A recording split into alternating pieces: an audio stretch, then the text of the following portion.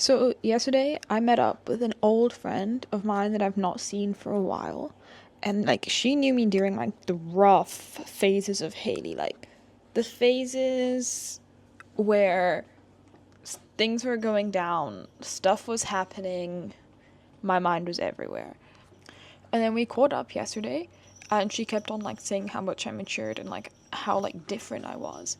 And a bit of me was like, damn, am I getting nonchalant? Am I not who I was before? What's going on?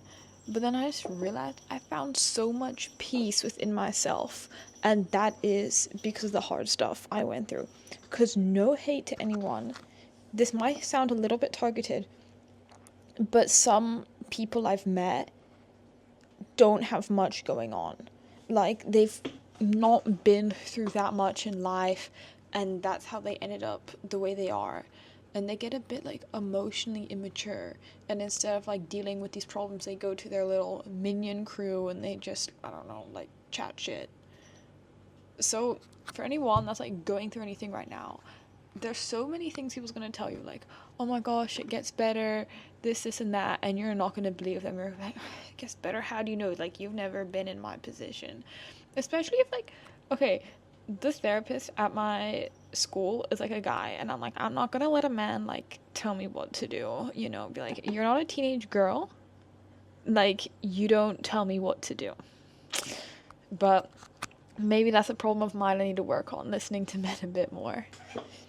But part of like that maturing is I feel like I did get a lot quieter, because there was a stage where I wanted to be like the loudest in the room. I just wanted to always be like, oh my god, the funniest, oh my god, and this. And then the more peace I found with myself and like how comfortable I got with like who I am and like what I'm doing, the less I tried so hard to impress everyone else and do this. I'll just like simply exist.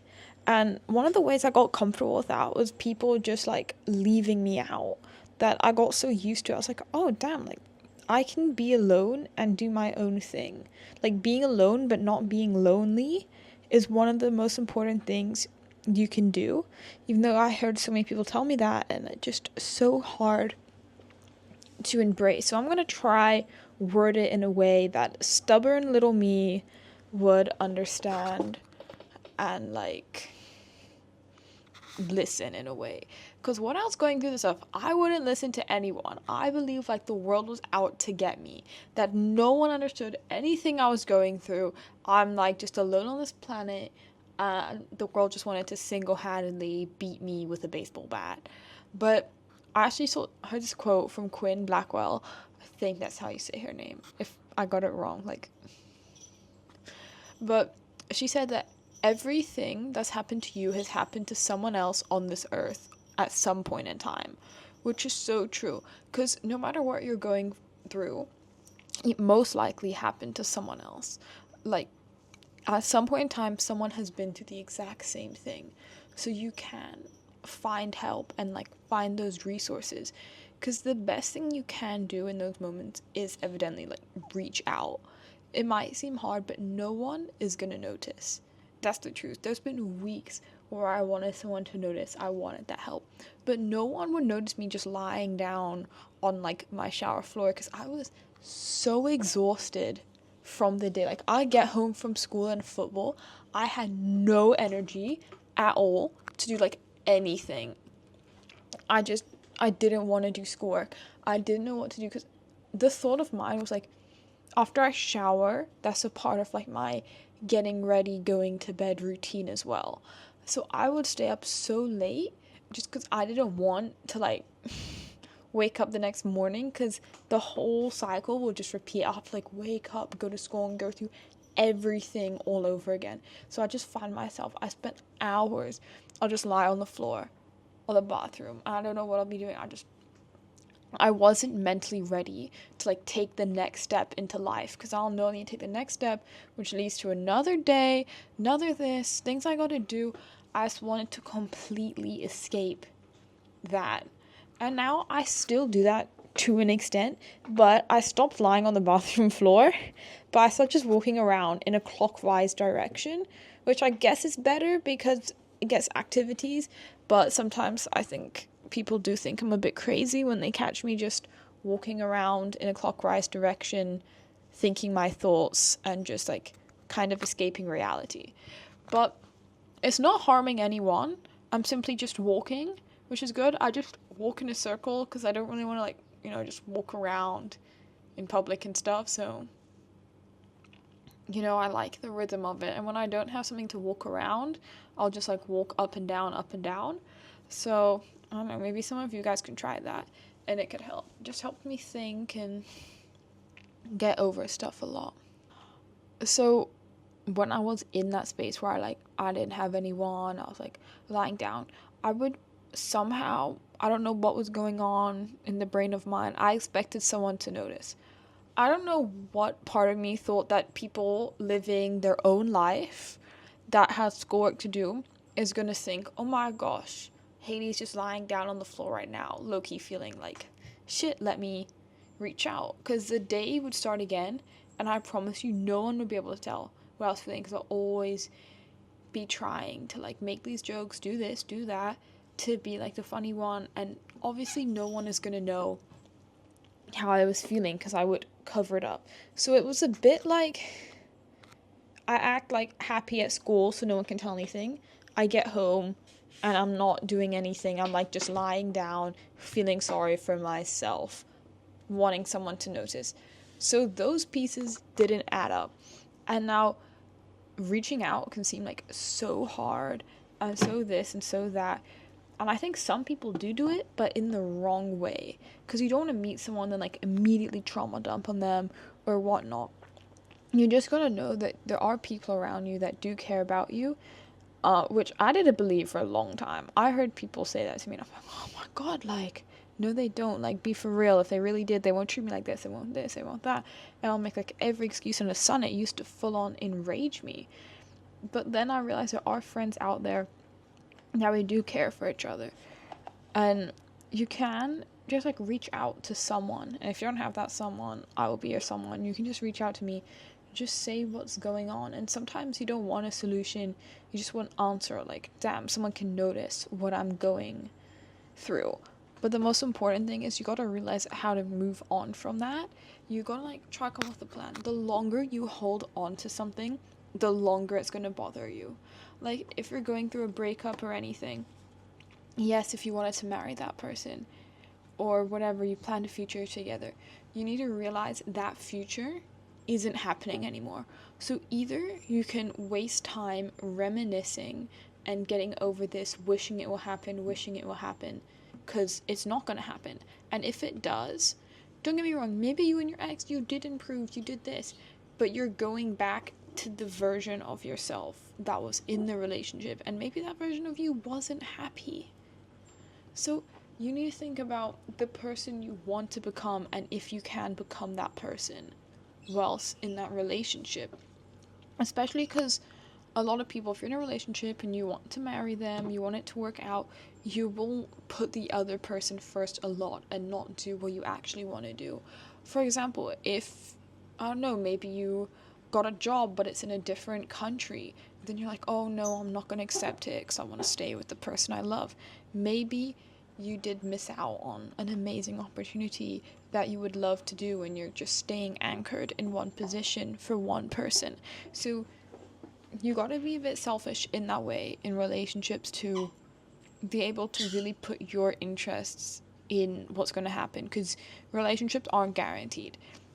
So like, hopefully nothing bad happens to that person, but what if something does happen, you guys could maybe break up, they pass away. It's not really guaranteed. The only person you're guaranteed to have with you into the grave is yourself. That's why it's most important you love yourself more than anyone else, because losing yourself is way worse than losing anyone else on the planet. Because from birth to death, who you are, what you believe in, the type of person you are is the only thing that's going to stay with you all the way to the grave. Friendships come and go. Maybe someone passed before you. Maybe this happens. So much in life can happen. The only thing that won't happen is somehow there's a stranger living in your body. But if there's someone else in your body, is it really you? Like, what makes up the person? If my soul swaps with someone else. So someone else in my body, I'm in someone else's body who's really me. Sorry, that's a weird question to think about it. But in my opinion, it's who you are on the inside, what you believe on, that's who you actually are. And a lot of people nowadays are like hiding it, disclosing it, not wanting to show anyone what it is because they want to fit in. But maybe that's what a lot of people are doing. They're hiding themselves. And that's why you can't find people like you and you feel like you have to hide yourself because everyone else is just acting like the way they think they're supposed to act instead of how they want to act. I feel like I'm sidetracking so much. I can't even remember what I was really talking about. So if you break up with someone and then you're hanging on to that, even though you know they're not going to come back, the longer you hold on to it, the longer it's going to hurt you. Because would you rather have something real quick, 1, 2, 3, like a quick injection, or like a slow cut? Because that's essentially what you're choosing. You can just bite the bullet, take it quick, feel those emotions that you have to feel, because you can't push it down. You simply can't, because then you're just going to explode. Everything is going to build up because you're not going to have an outlet, which is what I did. I used to react with so much anger. Something would happen, I'd want to hit something, I'd want to punch something. I would get so mad, so frustrated. But now I kind of realize whatever you hold on to, you decided to hold on to it. You can't blame the person that hurt you. You can't blame whatever happened. You're the one that decided to carry it with you. You're the one that's making your perception of reality more angry than it actually has to be. Because if I still held on to every shitty thing that happened to me, every bad thing that happened to me, I would be this like absolutely enraged person. And that's why when I got hurt, it hurt me so much more deep, because it's like cutting in a wound that's already open and so deep because I didn't heal. It's just this massive hole that just kept getting deeper and deeper and deeper. But the more I let go of things, the more space there was for me to actually breathe. So I always felt this tightness, and that's why I'd react so mad. But don't forget what happened. Get over it, but don't forget it. Because if that person that hurt you tries to come back in your life, know who they are, know what they did. You don't have to take them back. And knowing the stuff that happens to you, it adds so much lore.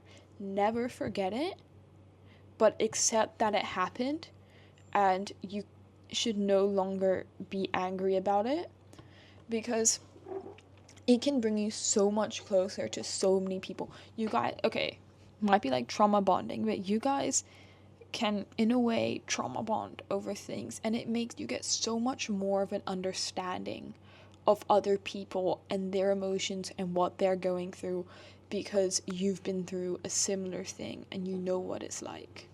In one of my relationships, I low-key got left for a man, and it would make me feel so shit. I would be constantly like, I would have changed every single aspect of me for her to make me the perfect person that she would love. But it's like the one thing I could never change about myself. I held on to that for like a year. That it's the one thing I couldn't change about myself, and it's the one thing she wanted that I couldn't provide, you know? But it would just make me angry with myself. Like I wasn't enough. I wasn't this. I wasn't that. When she was off living her own life, getting with guys, doing this, doing that. So I can't hold that because she's not holding it. She's not upset. She's like partying out, living her life. I was the one that was holding on to that. I could be like, where on earth is a girl like that gonna find someone who cares about her so much they would change everything about them? And instead I should just let go and be like, damn, okay, her loss, let me move on to the next. And from that I learned what someone that actually is into girls looks like and how they act. So I did learn from that, even though that hurt me and beat me like mentally to a pulp. I learned so much about how to actually spot like toxicness and how to actually be treated, and when you actually feel wanted compared to just being there. And I think getting used to not being wanted and know the feeling of, damn, people don't want me here, is what helped me become like not needy and pushy and stuff. Because before, if I wasn't invited to something, I'd feel so bad and genuinely like felt so excluded. Or if I tried to be funny, said something and people didn't laugh, like I could tell they just wanted me to like shut up and things. That helped me learn that sometimes it's better for yourself as well to just be quiet. Don't say anything. If these people don't like you for you, some people, you might know this from like a life example, they try and make people do these things just so that they could feel included, and then other people just have a laugh about it. So don't put yourself out there. You will meet your people and you guys can be funny. You don't have to be the funniest in the room. You don't have to. Just make it that you, because the feeling of trying to like say something funny, then people just think it's annoying and they don't laugh, hurts way more than just being quiet, letting them do their own thing and you do your own thing. And that's something that took me a long time to learn. And once I started implementing that, I think I got more respected, because instead of just being, oh my gosh, annoying, doesn't stop talking, this and that, my presence was, when I did do something, it became more like noticed instead of always there. When it did happen, it was noticed. But obviously this does depend like who you're with and things like that, because it will change with everyone. Now, when I was in the state of going through the trenches as a teenage girl, so much happened, so much character development. As you guys probably noticed, this wall is kind of blank. It was more blank in the beginning. I had a crash out that was that a voice crack? Oh my gosh. I had a crash out that was so bad. I wanted to strip everything off my walls, and I had this massive obsession with being able to fit my whole life into a box. I wanted to be able to pack it all away in a suitcase like I didn't even exist. That, don't do that. It drove me crazy. And now I'm working on redecorating my room and getting everything back in order. Because genuinely, I don't know what I was thinking in those tough times, but I hope that's enough credibility for you guys to be like, oh damn, she knows bull, she's been through it, not just a random white girl on the internet trying to be famous through drama dumping on something that's not actually her trauma. When I was going through this, I was so upset and devastated. I would do anything, just change. Like, oh my gosh, why can't I have a friend that we do everything together? Oh my gosh, we could have made YouTube videos together. We could have done this. We could have done that. Yes, we could have. And yes, the idea of all this sounded amazing. It sounded great. That's just not an option. So either I could reminisce over all the things that could have happened and yearn for that friendship. And it just took me years to understand. Because every new school year, I'll say, oh my gosh, maybe this year there'll be a friend for me. Oh my gosh, maybe this year, girl, like this, and this will come and this can happen. Maybe this year. Everything that was happening, I was expecting my whole life to change on an external factor, that someone is going to come into my life and rescue me. Every year that didn't happen, because I was relying on something else to happen to change instead of me internally changing. I was expecting, oh my gosh, okay, this year someone is going to come and they're going to save me. I'm going to be amazing and so happy. That didn't happen. Same thing next year. It kept repeating until I just lost hope, and I had to learn to do things on my own. Because I was like, oh my gosh, why can't I have like someone, we can make YouTube videos together, we could do this. Yes, we could. Maybe I'll find that one day. But for now, it's teaching me that you don't need anyone other than yourself to start something. Because if you keep on using waiting for someone as an excuse, or waiting for something or whatever as an excuse, you're going to be waiting a very long time, because in fact, I would still be waiting, and I'm graduating this year. We're not going to go into that. But going through that, it gave me the confidence. Now I'm going on the internet and talking to myself, basically. And going through all these things, it taught me not to rely on anyone, which is a problem I had so much when I was in relationships, because they were like my only person, my only friend. I'd cling onto them like a barnacle, everything, wear their hand and foot. I wouldn't go out with anyone. If I was out with someone, I'll be on my phone texting them the whole time, because low-key, they were my only friend. My first relationship, I didn't originally have a crush on the girl. I just had literally no one else. It's like, okay, I have to like get in a relationship, otherwise I'm just going to be alone, and I'd rather have someone than being alone. In the process of that, I lost myself so much in who that person wanted me to be, and everything I was doing, it was like, oh my gosh, she's going to tell her friends, and what are they going to think? I need to make sure I do something that her friends think are good. I need to make sure I do. It wasn't a thought process of, oh my gosh, I want to do this. It was like, oh my gosh, her friends are going to think this. Oh my gosh, she's going to think this. And it became less of me learning about myself and having to learn about someone else in a time I think I should have done so much personal growth and just learning about myself. So I lost so much of that time and things.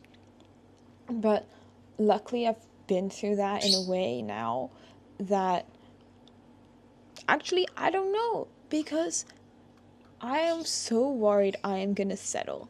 I'm gonna settle because I don't want to be alone. Because being alone is kind of one of my biggest fears. Even though I'm going here preaching on the internet, all this and all that, I'm gonna be so honest, I don't want to be alone. I don't want to live and then die. I want to live and make a mark and then pass on having a loving memory of me existing and walking the planet.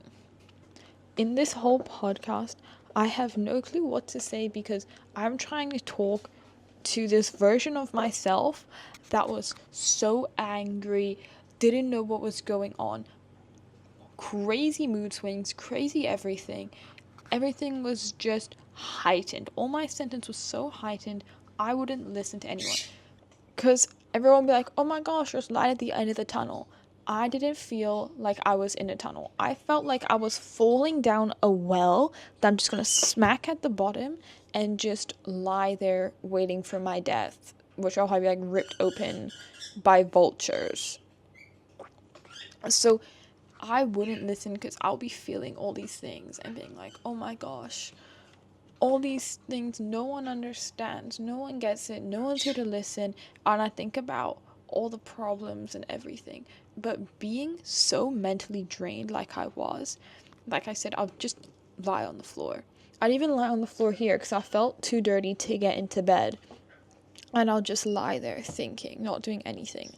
It's so hard to have the energy to really reflect on yourself, because when you reflect on yourself, you're gonna find things that you don't like. As much as you hate to admit it, you will, and that's good. You should find things you don't like, because then you can change it to become a better person. But because my mental capacity could not take anything anymore, the second I try to reflect on myself or try to get help, it involves self-growth. So I have to find it evidently what's wrong with me in a way. And when I'd see that, I just hate it so much. I'll keep on thinking about it. Oh my gosh, you can't do this, da da da. And that will take up so much more mental capacity, mental space. I just felt like melting into the floor. So it was such a hard loop and cycle to get out of, because the way to get better is it has to get worse, because you have to look in that mirror, you have to reflect on yourself, see what is wrong, and then have like the maturity and the mental energy to find how to get better. It is hard, because I'll find myself, I'm like, oh my god, it's such a hard day, it's so this, so that, how do I get better? I'm trying it, something would interrupt. If it's a new habit I'm picking up, like say reading, and then I'll feel so bad I didn't do it, boom, back in that cycle because I missed one day of it. It is tough. I'm not going to tell you it's going to be easy. It's such a tough cycle to get out of, because I'll just be there at my lowest, and then I try to get better, and then I'll realize, oh my gosh, I can't do this, oh my gosh, I can't do that, oh my gosh, oh my gosh, oh my gosh, oh my gosh, oh my gosh, dead. done. No more energy, couldn't do anything. I did not know what to do because it just took so much energy of my life to simply just stay alive, which is actually wild. It took energy to live, which is kind of true, but I'm talking like mentally, physically, everything. It was so hard at that time of my life. And you gotta find things that refresh you and regain your energy. If you guys do find yourself in that position and you do want to get better, you need to find something that will recharge your energy, and it could be a hobby, and once you find that, it will do you so good. For me, when I started walking around in a circle, it would mentally recharge me because I listen to music, and then my body will get moving a bit and I could just think. That would help mentally recharge me. Or fishing, I love fishing, just getting in nature. Or for some people it could be playing an instrument or whatever. Maybe it could be watching my videos that help recharge you. I mean, if it does, I hope so, and I hope it makes you guys happy. You need to find something that can just help give you that little bit of energy. Because one thing I realized is mental energy, sometimes it can be on the amount of work you did.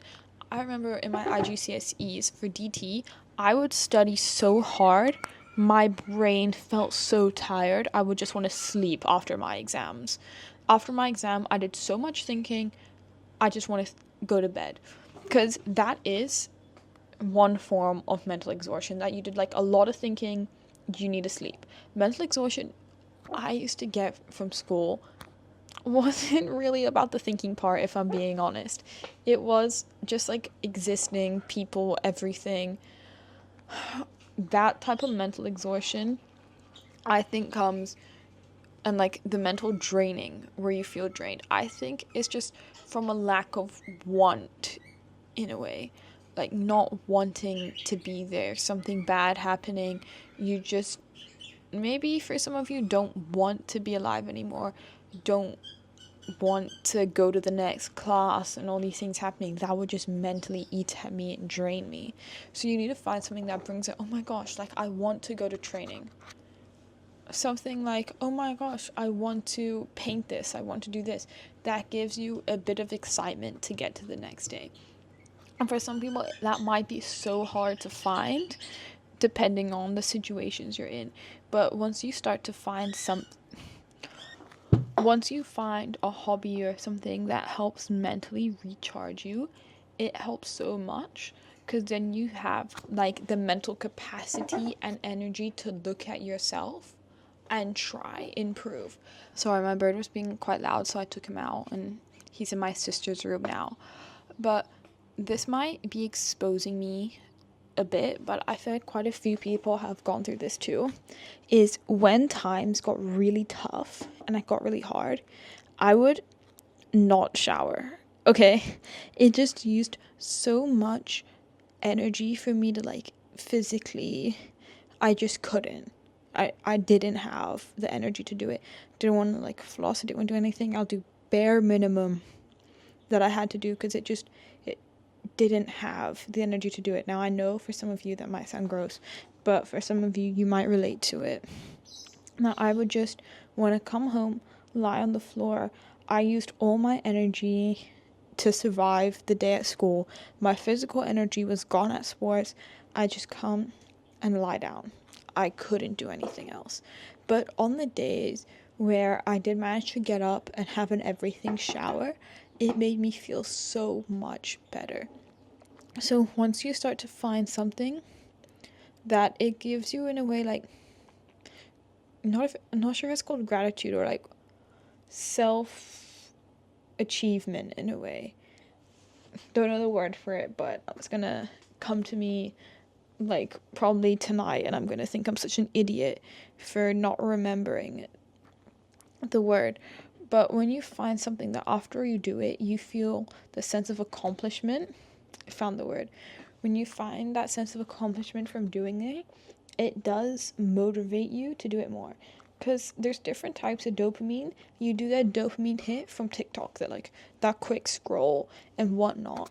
But for me, being so mentally exhausted, and I'll just go and scroll all those quick dopamine hits would add up so much, and there's just so much information getting processed in my head from everything in the day, and then like the hundreds of TikToks I just watched, everything going so quick, I would just mentally couldn't. So if you're already mentally drained, watch long form videos like podcasts, YouTube videos. Don't watch shorts, because all those sudden dopamine hits are gonna get to you, because it makes me feel like a zombie afterwards.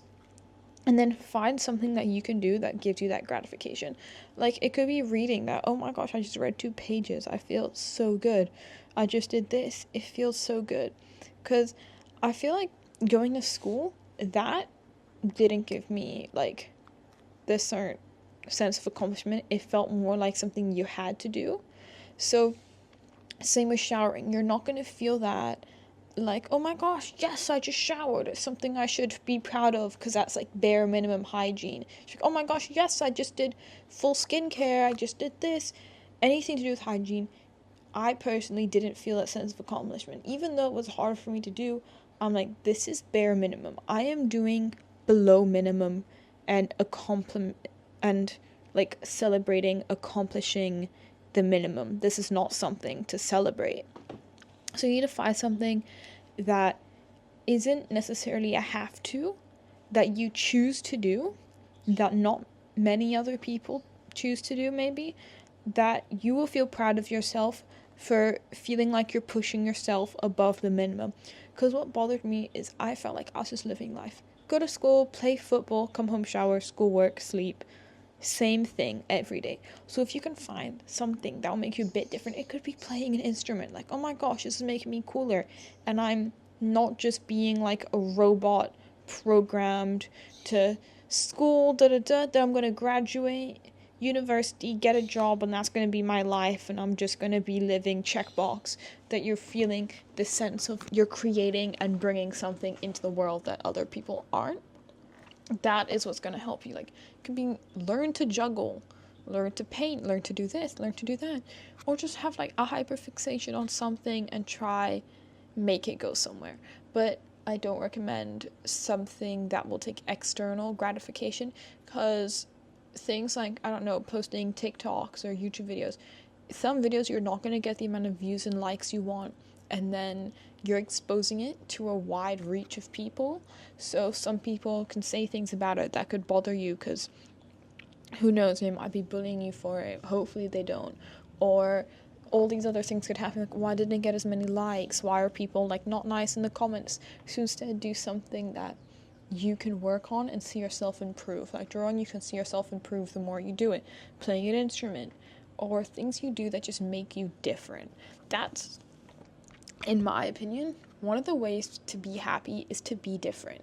Because when I was just a student athlete, Hayley, the student athlete, she went to school, she did this, it wasn't there. When I started coaching, it made me feel good. I was like, I was different. I'm doing something more to life than the minimum. The more I would create and do something and stand out and not be like everyone else, at the time I was doing all that, I was not that happy. I only started getting like relatively happy after I got broken up with. But that's a story for another podcast. But in the times I was doing that, it's not gonna help right away. I didn't oh my gosh, I didn't start coaching and oh my god, depression cured, I'm amazing, everything is good. But it is definitely a driving factor that did help. Because the more things I did, the more I would find people that liked that thing in some way, which brought that connection. Like, oh my gosh, even though if we could have like 3 conversations on a topic that no one else is interested about, you still had that conversation, you still had that reach. So also I recommend just be different. Being different is being happy, because there's something, the way I see life is there's some things you have to do. It's like the mandatory things, like going to school, this, that, and that, just like hygiene, whatnot.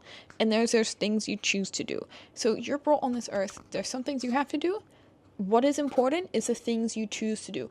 Now, choosing to do nothing is still a choice. You could just be like growing up, getting a job, doing how life is like supposed to be or whatever, or you can decide to bring something into this world, do something with your life. And that's like the beauty of life, is kind of all about choices, and you choose what you want to do. You can, I know that's not true for everyone, and I'm sorry if it isn't for you, but you need to find something to create and bring. Like, I have this obsession. I think this is the reason I maybe fit out in a way in school. Like, I don't fit in, I'm out. Is because I think some people have the satisfaction of, yeah, I'm in school now, I play football, that's enough, that's all I'm doing, you know? School and football, I'm happy with that. When I graduate, I'll figure it out. I'm not okay with that. I feel like caged down. I feel like I'm tied down, trying to break out. I wanted to create. I want to create. I want to bring so much into this world. I want to leave a mark. I'm not okay with just living the basic life. I want to create, produce something, make something, bring something into this world. I feel like I'm going crazy. When I was sitting in my plain room, going to school, being the perfect student, being this, being that, I was being everything but myself. I love fish, as you can see there. I love creating stuff. I'm even making, like, a little painting to fill up that gap on my wall. I love making things, and I go crazy without. When I was younger, I was sitting in school and I'll think about what I'll do when I get home, and I just got too busy that I lost that part of me. You need to find time, make something, bring something into this world. It could be a video, you created something, you made that video. It could be a piece of artwork. Even if you show someone or don't, you just have to have that sense of you were here, so it can keep you going. I just love creating things. I love making things. I should go crazy. That's probably why my room is such a mess half the time, because I can't stick to one thing. There's so much I want to produce and make and create. But again, that'll be a podcast, a whole other podcast about, we need to create stuff more. You can see the paint on my hands. We need to create more stuff. Story for another podcast. But there's just so much that happened to me that you just need to embrace it. You really do. Because I know the stories that people tell you, like, oh my gosh, my friend went through this, is it gonna be okay? Oh, like, there's light at the end tunnel. Oh, there's this. That personally didn't help me whatsoever. But then I came across Madeline, last name RG. I'm gonna completely, like, butcher her name. I think it's Madeline RG. I saw her, and then hearing her talk about, like, the fact that she was depressed or whatnot, that showed me, like, damn, that's, like, proof of life at the end, like, light at the end of the tunnel. And that's kind of what inspired me. My main, like, catalyst to do this is to maybe be the light at the end of someone else's tunnel. But I don't think she was the sole reason, because even when I was younger, dyslexia played a massive impact on my childhood. Again, story for another podcast. I wanted to be someone people refer to as, oh my gosh, you know, she has dyslexia. Look at all this and that she's doing. Like, I think Albert Einstein had dyslexia. Well, I hope he did, because when I was younger, I go around, you know, Albert Einstein actually also had dyslexia. Yeah, eat on that, loser, you know? So I wanted to be that one day, because I'm like, you know, Hayley Ueckermann has dyslexia, so you're bullying me for having it, but actually one of the goats that walk the earth has it too. But yeah, that's how younger me thought older me would be, that people be flexing that, oh my gosh, I have dyslexia, Hayley has dyslexia, we're interlinked, we're twins, you can't be coming at me for having it, because it's a blessing. So you need to find comfort in the fact that you are going to be a better person, trust me. Because I try to have a deep talk with someone that's clearly not been through enough, and their personalities are very plain and boring. So once you get out of this, in whatever way you find, you're going to be a super interesting person who experienced life, and especially at a young age, or whatever age you're experiencing it from, it's going to be good for you, because you're going to find so much peace in it. Especially people that give advice like, oh my gosh, you're not even in the real world yet. That's the type of people that didn't have it hard enough growing up. Because one of my teachers told me, damn, these are like the golden years, a time of your life. If that was a time of my life, end it there. I can't survive if it gets worse. But that wasn't the time of my life. Just because you're a teenager or whatever age you're in, if you're in your 20s and you're in your this, people say, oh my gosh, it's a time of your life. No, they don't know your life. So how's the time of your life? How do they know it's a time of your life? Can they predict your future? No. The main word is your life. They can't tell you anything about your life. For me, maybe the time of my life is starting now. Maybe it's when I'm 40. Maybe it's when I'm 50. Maybe when I'm 80. So don't listen to other people tell you about your life. Because the people that are like, oh, this is going to be the time of your life is, hear me out. He was allegedly an amazing athlete playing for these youth academies in England. Didn't go pro in football. Ended up becoming a teacher. And low-key doesn't like his job. Sees his kids as a liability on, like, a financial liability. So I don't think that he was going through at a young age, because they're going to be like, oh my gosh, you're entering the real world now. It's going to get so much harder. It's going to get so much tougher when you're entering the real world. Those people, their life was definitely like, they were going out partying. They were like enjoying school. That's why don't listen to them when they say the real world is going to be hard, because they probably haven't been through anything when they were like younger. And then they were like, oh my gosh, what? Now that I left school, the fact that I was captain of the football team doesn't count for popularity, and it doesn't get me to get people to do what I want, and people aren't flaunting at my feet anymore because I humiliate other people? What? And I have to pay tax? Oh my goodness! That's my impersonation on most likely why they are the way they are and why they said that. When most people I've met that are quite successful, they were like, no, that wasn't the time of your life. They've been through it as well. So honestly, don't listen to them when they say it's your golden years, a time of their life. They don't know your timeline. They don't know your life. Your golden years, your time of your life could be at any time it is right for you. It could be even in your 60s, 50s, 40s, 20s. It could be when you're a teenager. It could be anything. But in my opinion, people that go through things when they're younger, life just gets better because we survived whatever we went through. We learned to get better. Something else is going to happen. We're going to learn to get better. Other things are going to happen in life. We go through this at such a young age, we can get through anything else. Because be for real, they're going to be like, oh, wait until you get into the real world. Walk a day in my shoes, and I don't think the real world will be as bad.